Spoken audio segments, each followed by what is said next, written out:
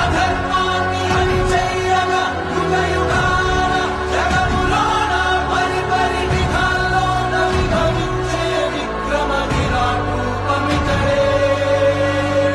స్వధర్మాన్ని పరిరక్షించగా సమస్తాన్ని ప్రక్షాళించగా సముద్భవించే అవతారమిదే.